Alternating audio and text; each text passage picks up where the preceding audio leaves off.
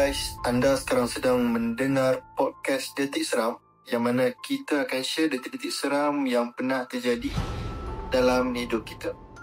Jadi sekarang kita bersama dengan Cik Nadia. Hello guys, Nadia here. Okey Cik Nadia, apa detik-detik seram yang you nak share dengan kita hari ni? Okay, so detik-detik seram saya ni terjadi waktu saya dekat college dulu. Dan tajuk cerita yang saya akan share di podcast pada hari ini ialah Dah tahu ke? Dah tahu ke? Lain macam tajuk tu. Boleh ceritakan sikit? Okay, so korang kena dengar dulu cerita ni baru korang akan faham kenapa tajuk dia macam tu. Okey. Kalau macam tu silakan share detik seram kau sekarang. Okay, malam tu saya seorang-seorang je dekat perpustakaan Mawar. Budak UiTM tahulah kot tentang perpustakaan Mawar ni. Time tu zaman belajar lah. Ya. UiTM mana UiTM mana saya tak nak kasih tahulah. Yang tahu saja tahu tentang perpustakaan Mawar ni. Okey. Kalau dia tak proceed je. Okey, jadi masa tu semua orang dah balik kecuali saya dengan kawan saya, Nisa. Tapi time tu tak plan pun nak study sekali. Cuma si Nisa ni memang jenis rajin study. Jadi dia ni pun duduklah study setable dengan saya. Saya pun okey lah ada orang teman kan. Dan saya pun buat-buat busy dengan laptop, type assignment. Jadi keadaan time tu memang sunyi betul sebab hanya kami berdua sahaja kan. Cuma bunyi kipas lama dengan bunyi saya typing assignment saja yang kedengaran time tu. Oi, sunyi betul lah. Ya, time tu memang sangat sunyi. Dan lepas tu, tiba-tiba saya dengar bunyi pintu terbuka dan tapak kaki. Perlahan je, tapi sangat jelas. Saya pun berhentilah type. Saya nak tengok betul-betul pintu tu. Lama apa hati.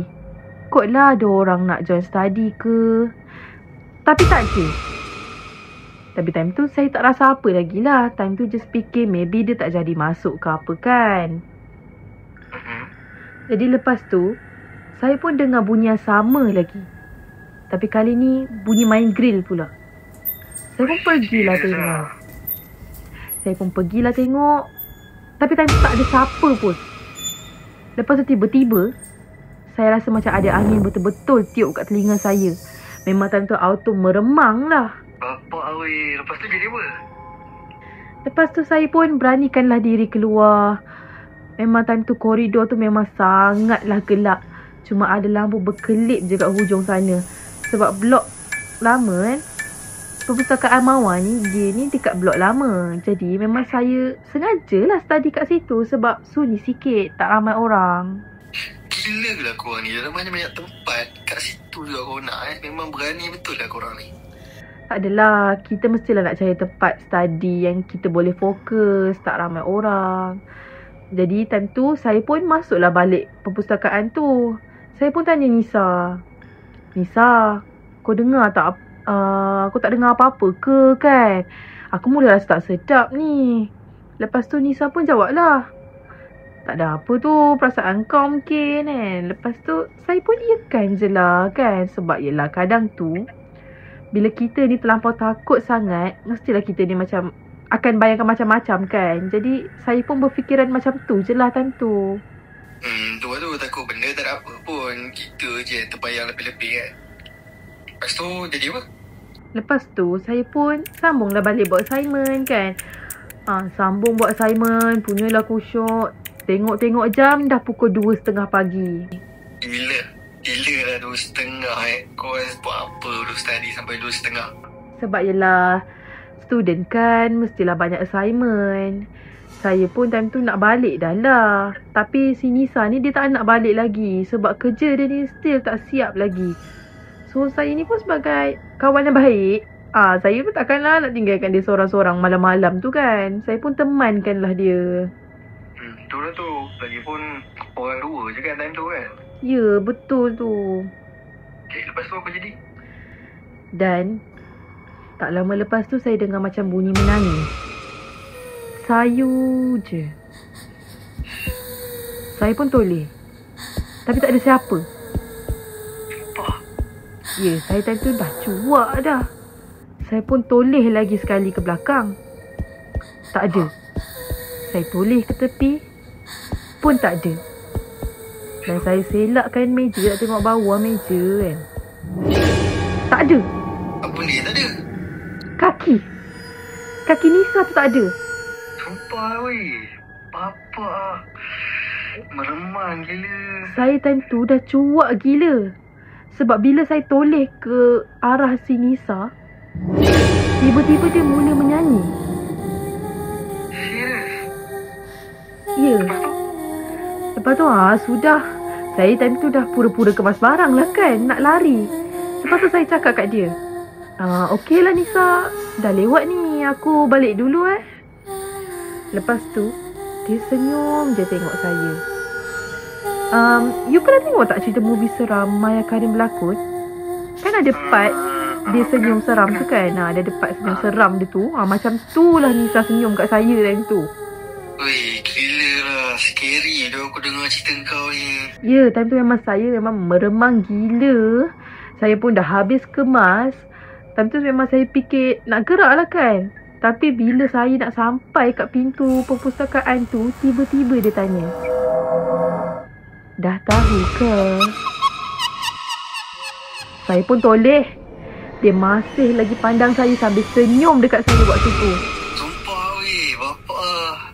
Lepas tu kau buat apa lepas tu? Lepas tu memang saya terus lari lah. Memang saya tak pakai kasut. Memang saya terus lari balik dorm. Memang esok tu saya terus demam. Memang saya tak nak dah jejak kaki kat situ. Serik saya. Okay. Kau dah keluar. Lepas tu esok tu kau ada jumpa Nisa tak? Esok tu saya ada dengan dia. Saya ada keserempak dengan dia keesokan harinya tu. Lepas tu saya terdetik nak double confirm dengan dia yang betul ke semalam tu memang dia. Saya pun tegurlah dia dan tanya, Nisa, ya, malam semalam tu kau buat apa Nisa pun jawab, teman awak lah. Sambil dia mengilai. And the next thing I know, saya pingsan dan bila saya terjaga, saya dah dekat bilik sakit time tu. Oh, kau masuk bilik sakit tu? Serius lah. Bapak meremang tu. Ya, dan itu sajalah perkongsian detik seram saya hari ni yang terjadi waktu saya dekat UiTM dahulu. Wish, memang dahsyat betul lah detik seram yang kau pernah kena ni. Itulah aku terima kasih jugalah sebab sudi kongsi. Aku rasa sampai sini saja perkongsian detik seram daripada Nadia. Dan terima kasih